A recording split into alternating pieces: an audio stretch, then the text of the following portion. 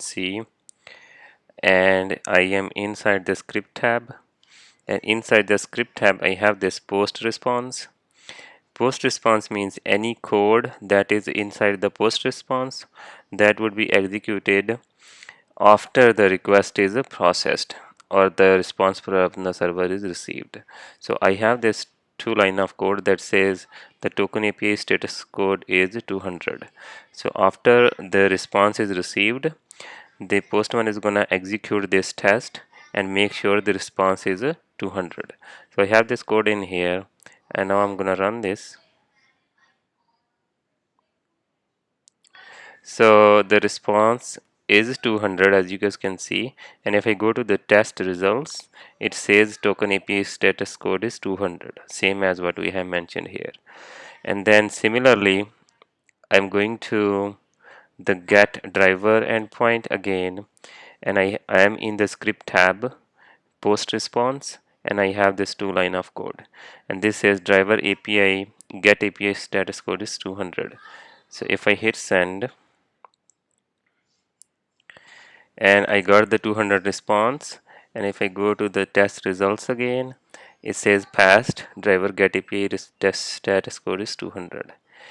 Let's go to the post driver, and I have the same piece of code here inside the post response script tab, and I would run this.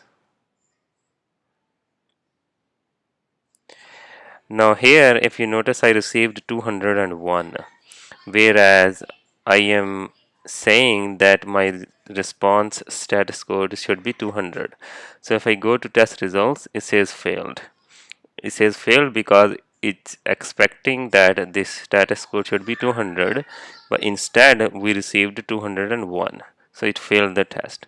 So I'm going to change this to 201 because that's the correct expectation. And if I send again, then my test result is passed. So, and similarly, if I go to the patch driver endpoint, and I have the same 200 inside the script tab, post response, and if I hit send, okay, so this time it received 401 unauthorized, and this I think is because I don't have the token mentioned here. So I'm gonna do that and try again. Now it says 401 not 404 not found, and I think this is because I don't have the driver ID here. So driver ID should be one of the driver that we received in the driver endpoint. So I'm going to copy that and put it here.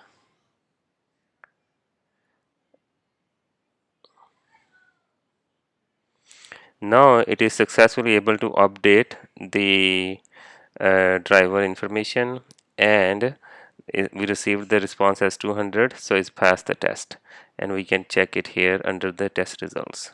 So that's how we can use the script tab post response section to run any of the test case we have.